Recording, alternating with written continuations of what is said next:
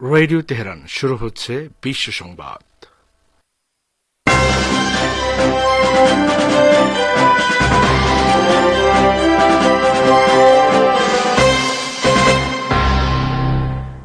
প্রথমে জানিয়ে দিচ্ছি সংবাদ শিরোনাম।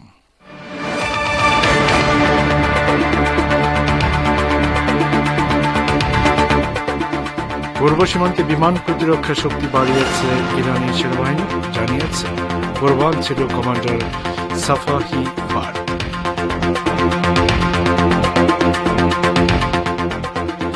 হামাসের পলিট ব্যুরোর প্রধান হলেন ইয়াহিয়া সিনওয়ার, ইসমাইল হানিয়ার জায়গায় কাজ করবেন তিনি।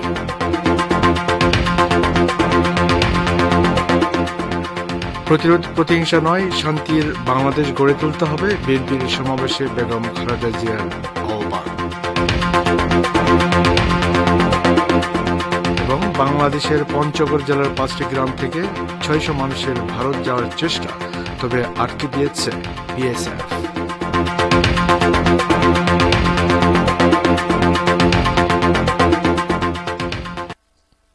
আসসালামু আলাইকুম। সংবাদ শিরোনামগুলো শুনলেন, এবার বিস্তারিত পরিবেশনায় আছে আমি বাবুল আখতার। ইসলামী প্রজাতন্ত্র ইরানের সামরিক বাহিনী পূর্ব সীমান্তে উল্লেখযোগ্যভাবে বিমান প্রতিরক্ষা সক্ষমতা বাড়িয়েছে। দেশের বিরুদ্ধে সম্ভাব্য যে কোনো হুমকি মোকাবেলার জন্য সামরিক বাহিনী এই ব্যবস্থা নিয়েছে। হামাস নেতা ইসমাইল হানিয়ার শাহাদাতের পর ইরান ও ইহুদিবাদী ইসরায়েলের মধ্যে চরম উত্তেজনা বিরাজ করছে। গতকাল ইরানের বিমান প্রতিরক্ষা বাহিনীর পূর্বাঞ্চল কমান্ডে প্রতিরক্ষা সক্ষমতা বাড়ানোর কার্যক্রম শুরু করে বাহিনীর commander brigadier general Ali Reza Sepahi Fard. পূর্ব সীমান্তের নিরাপত্তা জোরদার করার জন্য যে সমস্ত অস্ত্র মোতায়েন করা হয়েছে তার মধ্যে রয়েছে দেশীয় প্রযুক্তিতে তৈরি ক্ষেপণাস্ত্র, রাডার, ড্রোন ও ইলেকট্রনিক ওয়ারফেয়ার সিস্টেম। ইরানি প্রযুক্তিতে তৈরি করা যে সমস্ত অস্ত্র মোতায়েন করা হয়েছে তার প্রশংসা করে কমান্ডার সাবা হিফাত বলেন, দেশের বিশেষজ্ঞরা অভ্যন্তরীণভাবে এ সমস্ত সামরিক সরঞ্জাম তৈরি করেছেন। তিনি বলেন, নানা রকমের উদীয়মান হুমকির মুখে বিমান প্রতিরক্ষা বাহিনী পূর্বাঞ্চল কমান্ডে এসব অস্ত্র মোতায়েন করেছে। শত্রুদের সামান্যতম তৎপরতায় ইসলামী প্রজাতন্ত্র ইরানের বিমান প্রতিরক্ষা ব্যবস্থার চোখ ফাঁকি দিতে পারবে না।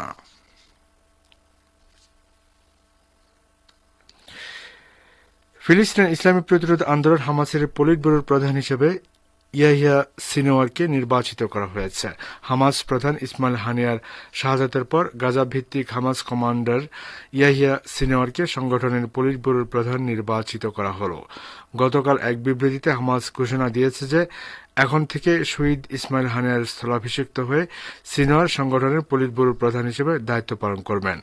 2017 সালের ফেব্রুয়ারি মাসে ইয়াহিয়া সিনোয়ার গাজা উপত্যকায় হামাসের সামরিক মেকার প্রধান কমান্ডার নির্বাচিত হন। সে সময় ইসমাইল হানিয়াকে সংগঠনের পলিট ব্যুরোর প্রধান নির্বাচিত করা হয়। সিনোয়ার সে সময় ইসমাইল হানিয়ার স্থলাভিষিক্ত হয়েছিলেন। গত 7 অক্টোবর হামাস ইহুদিবাদী ইসরায়েল অভ্যন্তরে যে আকস্মিক অভিযান চালিয়েছে তার অন্যতম প্রধান কারিগর হচ্ছেন ইয়াহিয়া সিনোয়ার। 7 অক্টোবরের অভিযানের পর ইহুদিবাদী ইসরায়েল হামাসের যেসব নেতাকে হত্যা করবে বলে ঘোষণা দিয়েছে তার মধ্যে 61 বছর বয়সী সিনোয়ার রয়েছেন। ইসরায়েল তার মাথার মূল্য ঘোষণা করেছে $4 লাখ।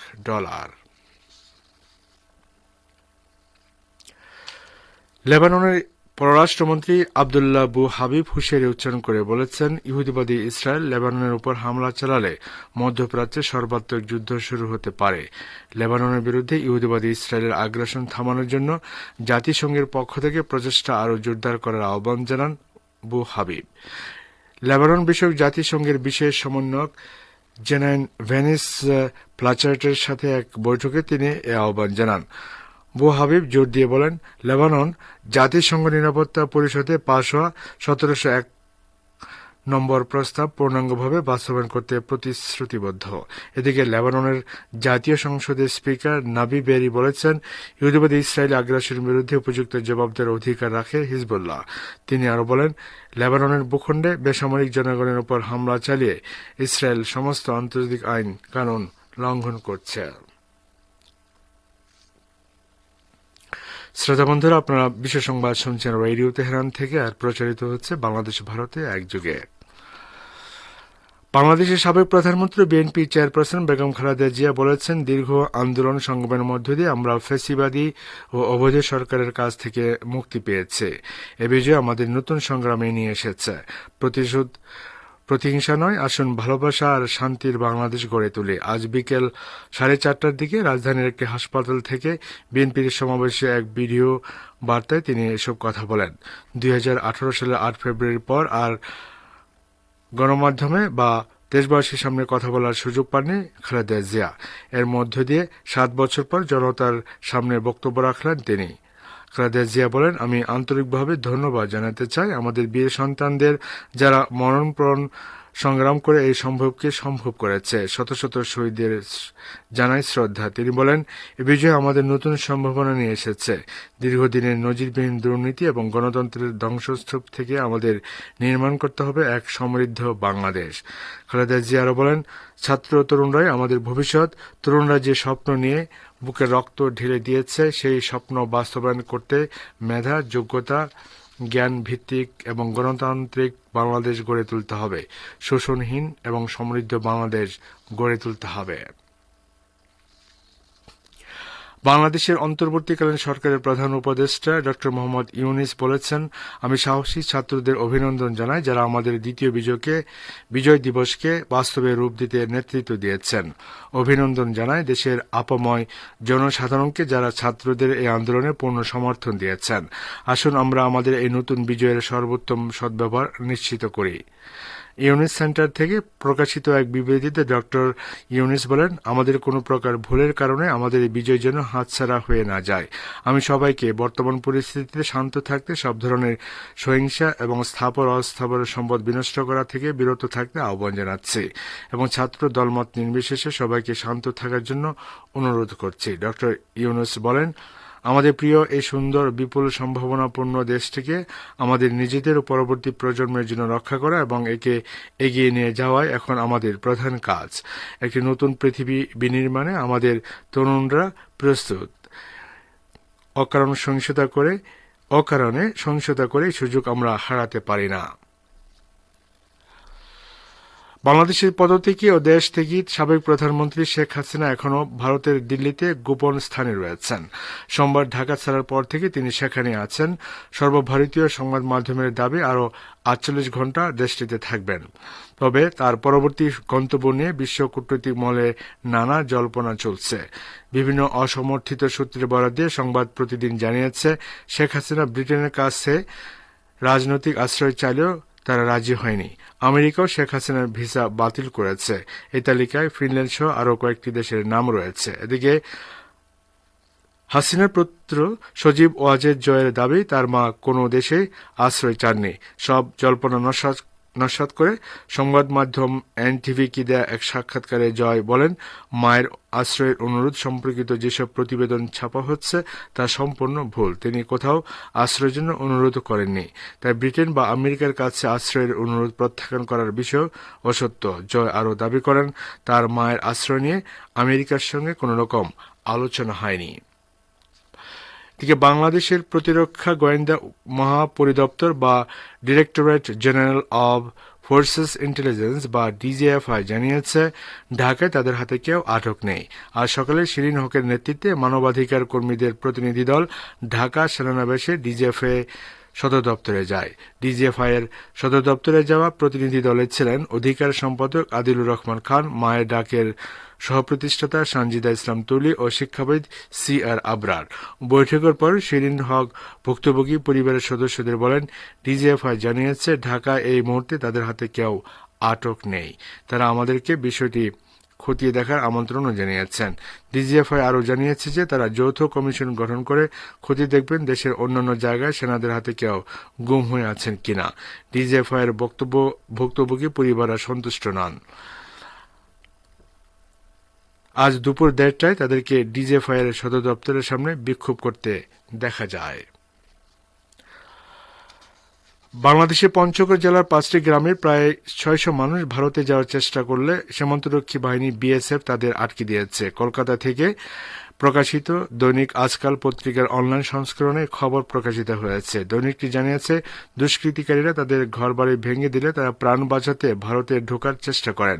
যদিও এদেশে ঢোকার আগে 0 পয়েন্টে তাদের সকলকে আটকে দেয় বিএসএফ। ওই বাংলাদেশিদের অভিযোগ, একের পর এক গ্রামে তাণ্ডব চালিয়ে দুষ্কৃতিকারীরা তাদের বাড়িঘর ভেঙে দিয়েছে। নিজের ও পরিবারের সদস্যদের প্রাণ বাঁচাতে সকলে সিদ্ধান্ত নেন ভারতে যাওয়ার। সিদ্ধান্ত অনুযায়ী তারা জলপাইগুড়ি জেলার বেরোবাড়ি সীমান্ত দিয়ে ভারতে ঢোকার চেষ্টা করেন, কিন্তু প্রবেশের আগে সবাইকে বিএসএফ আটকে দেয়। সীমান্তে আটকে পড়া এই বাংলাদেশি নাগরিকদের সঙ্গে কথা বলতে ইতিমধ্যে ঘটনাস্থলে পৌঁছেছেন বিএসএফ কর্মকর্তারা। ঊর্ধ্বতন কর্তৃপক্ষের নির্দেশ অনুযায়ী তারা পদক্ষেপ নেবেন বলে দৈনিক আজকাল জানিয়েছে।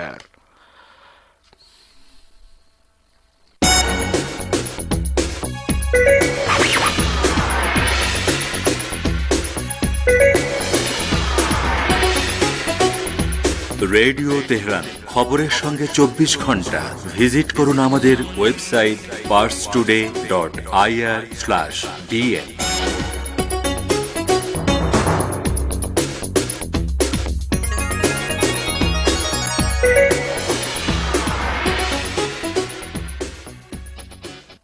আবার ফিরছি বিশ্ব সংবাদে। ইহুদিবাদী ইসরায়েল ফিলিস্তিনের ইসলামী প্রতিরোধ আন্দোলন হামাসের শীর্ষ নেতা ইসমাইল হানিয়াকে হত্যার পরে এর দায়িত্ব তেল আবিবের বলে মার্কিন সরকারকে জানিয়েছিল। কয়েকটি সূত্রের বরাত দিয়ে ওয়াশিংটন পোস্ট এই খবর দিয়েছে। ইরানের নতুন প্রেসিডেন্ট মাসুদ পেজেশকিনের শপথ অনুষ্ঠানে যোগ দেওয়ার কয়েক ঘণ্টা পরেই 31 জুলাই ইসমাইল হানিয়া তেহরানের একটি বাসভবনে সন্ত্রাসী হামলায় শাহাদাত বরণ করেন। এই হত্যাকাণ্ডের পর ইরান এবং ইহুদিবাদী ইসরায়েলের ভিতরে উত্তেজনার পারদ মারাত্মকভাবে বেড়ে গেছে। হানিয়া হত্যাকাণ্ডের জন্য ইরান সরাসরি ইহুদিবাদী ইসরায়েলকে দায়ী করেছে এবং হত্যাকাণ্ডের ঘটনায় আমেরিকা ইসরায়েলকে সাহায্য করেছে বলে শুরু থেকে তেহরান বলে আসে। সেক্ষেত্রে ওয়াশিংটন পোস্টের খবর অনেকটা আমেরিকার দায় এড়ানো কৌশল বলে পর্যবেক্ষকরা মনে করছেন। ওয়াশিংটন পোস্ট তার প্রতিবেদনে আরও দাবি করেছে, ইসমাইল হানিয়ার হত্যার কথা জানানোর পরে হোয়াইট হাউস বিস্ময়ে ক্ষোভ প্রকাশ করে। প্রতিবেদনে বলা হয়েছে, মার্কিন প্রেসিডেন্ট জো বাইডেনের প্রশাসন মনে করে ইসমাইল হানিয়াকে শহীদ করার মধ্য দিয়ে গাজায় যুদ্ধবিরতির প্রচেষ্টা ক্ষতিগ্রস্ত হবে। ফিলিস্তিনের প্রশাসন কর্তৃপক্ষের প্রেসিডেন্ট মাহমুদ আব্বাস বলেছেন, গাজা যুদ্ধ দীর্ঘায়িত করার জন্য হামাস নেতা ইসমাইল হানিয়াকে শহীদ করেছে ইহুদিবাদী ইসরায়েল। রাশিয়ার বার্তা সংস্থা রিয়া নভোনস্কিকে দেয়া এক সাক্ষাৎকারে একথা বলেন তিনি। আজ মাহমুদ আব্বাসের এ সাক্ষাৎকার প্রচার হয়। তিনি বলেন, এ ব্যাপারে কোনো সন্দেহ নেই যে চলমান গাজা যুদ্ধ বন্ধ এবং অবরুদ্ধ উপত্যকা থেকে ইহুদিবাদী সেনা প্রত্যাহারের ব্যাপারে যে আলোচনা চলছিল তার উপরে ইসমাইল হানিয়ার এই হত্যাকাণ্ড নেতিবাচক প্রভাব ফেলেছে। ফিলিস্তিনি জনগণের বিরুদ্ধে ইহুদিবাদী ইসরায়েলের আগ্রাসী তৎপরতা বন্ধের জন্য তেল আবিবের প্রতি আহ্বান জানান আব্বাস। পাশাপাশি আন্তর্জাতিক আইন মেনে চলার কথা বলেন তিনি। গত 31 জুলাই রাজধানী তেহরানে ইসমাইল হানিয়াকে শহীদ করে ইহুদিবাদী ইসরায়েল। ইরান এই হত্যাকাণ্ডের প্রতিশোধ নেয়ার ঘোষণা দিয়েছে। শ্রোতা বন্ধুরা, আর এর সঙ্গে শেষ করছি রেডিও তেহরান থেকে বিশ্ব সংবাদ। সঙ্গে থাকার জন্য অনেক অনেক ধন্যবাদ।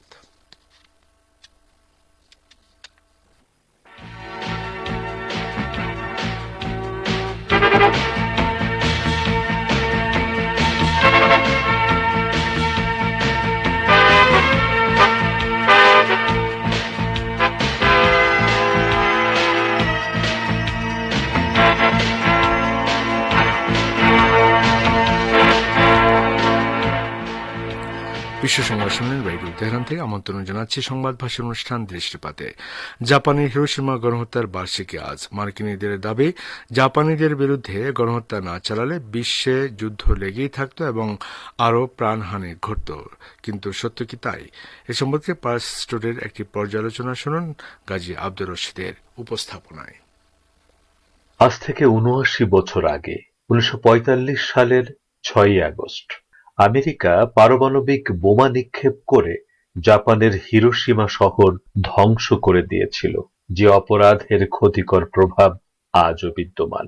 ওই দিন তৎকালীন মার্কিন প্রেসিডেন্ট হ্যারি ট্রুম্যানের নির্দেশে একটি B-29 বোমারু বিমান জাপানের হিরোশিমা শহরে একটি পারমাণবিক বোমা নিক্ষেপ করে। পার্স টুডে ফিরসি জানাচ্ছে, লিটল বয় নামক বোমাটির ভয়াবহ বিস্ফোরণে লক্ষাধিক মানুষ হতাহত হয়। এদের মধ্যে অনেকে তাৎক্ষণিকভাবে নিহত হয় এবং বাকিদের বেশিরভাগ ওই বছরের শেষ নাগাদ প্রাণ হারায়। হিরোশিমায় বোমা হামলার মুহূর্তে শহরটিতে 2,80,000 থেকে 2,90,000 বেসামরিক নাগরিক এবং 43,000 সৈন্য অবস্থান করছিল।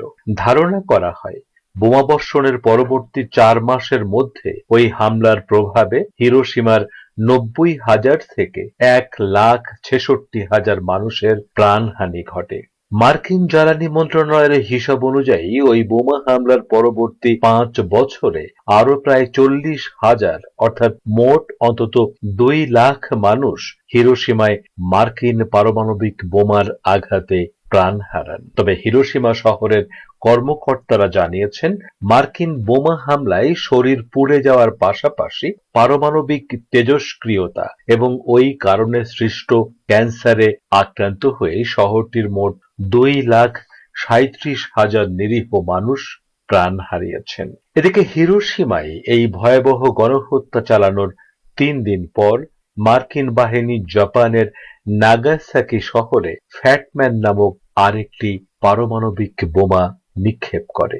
জাপানি কর্মকর্তারা বলছেন, দেশের ওই 2 শহরে মার্কিন পারমাণবিক বোমার আঘাতে তাৎক্ষণিকভাবে ও পরবর্তীতে মোট প্রায় 5 লাখ মানুষের মর্মান্তিক প্রাণহানি হয়, যাদের বেশিরভাগ ছিলেন বেসামরিক নাগরিক। বিশ্বের ইতিহাসে এখন পর্যন্ত ওই 2 বারই অর্থাৎ হিরোশিমা ও নাগাসাকি শহরে পারমাণবিক বোমা নিক্ষেপ করা হয়েছে। এই ভয়াবহ গণবিধ্বংসী অস্ত্র প্রয়োগ করে লাখ লাখ মানুষ হত্যা করার জন্য আমেরিকা কখনো কারো কাছে ক্ষমা চায়নি। এর অবশ্য কারণও রয়েছে। আমেরিকার মূলধারার গণমাধ্যমগুলোর পাশাপাশি দেশটির প্রখ্যাত ইতিহাসবিদরা জাপানের 2টি শহরে ভয়াবহ ধ্বংসযজ্ঞ চালানোর ব্যাপারে অদ্ভুত ও বিস্ময়কর কিছু দাবি উত্থাপন করে মানবতা বিরোধী এই অপরাধকে সম্পূর্ণ ধামাচাপা দিয়ে রেখেছে। তারা দাবি করেছে, আমেরিকা ওই 2 শহরে পারমাণবিক বোমা নিক্ষেপ না করলে দ্বিতীয় বিশ্বযুদ্ধ আরো দীর্ঘায়িত হতো এবং সেক্ষেত্রে আরো অনেক বেশি মানুষের প্রাণহানি হতো। অথচ বাস্তবতা হচ্ছে, দ্বিতীয় বিশ্বযুদ্ধের পরও সারা বিশ্বে একের পর এক যুদ্ধ চালিয়ে যায় আমেরিকা এবং আরো লাখ লাখ বনি আদমের প্রাণ কেড়ে নেয়। দ্বিতীয় বিশ্বযুদ্ধের পরও আমেরিকা যেসব বড় যুদ্ধ করেছে তার মধ্যে উল্লেখযোগ্য হচ্ছে কোরিয়া যুদ্ধ, ভিয়েতনাম যুদ্ধ, ইরাক যুদ্ধ, আফগানিস্তান যুদ্ধ এবং বলকান ও ল্যাটিন আমেরিকার বিভিন্ন দেশে বহু ছোট ছোট যুদ্ধ। 2003 সালে স্টকহোমের একটি গবেষণা প্রতিষ্ঠান থেকে প্রকাশিত এক প্রতিবেদনে বলা হয়েছে, বর্তমানে বিশ্বের 9টি দেশের হাতে অর্থাৎ আমেরিকা, রাশিয়া, ব্রিটেন, ফ্রান্স, চীন, ভারত, পাকিস্তান, উত্তর কোরিয়া ও ইসরায়েলের হাতে পারমাণবিক বোমা রয়েছে। সংবাদ শিরোনামগুলো আরো একবার। পূর্ব সীমান্তে বিমান প্রতিরক্ষা শক্তি বাড়িয়েছে ইরানি সেনাবাহিনী, জানিয়েছেন পূর্বাঞ্চল কমান্ডার সাবাহি ফার্দ। হামাস এর পলিট ব্যুরোর প্রধান হলেন ইয়াহিয়া সিনওয়ার, ইসমাইল হানিয়ার জায়গায় কাজ করবেন তিনি। প্রতিশোধ প্রতিহিংসা নয়, শান্তির বাংলাদেশ গড়ে তুলতে হবে বিএনপির সমাবেশে বেগম খালেদা জিয়ার আহ্বান। এবং বাংলাদেশের পঞ্চগড় জেলার 5টি গ্রাম থেকে 600 মানুষের ভারত যাওয়ার চেষ্টা, তবে আটকে দিয়েছে বিএসএফ।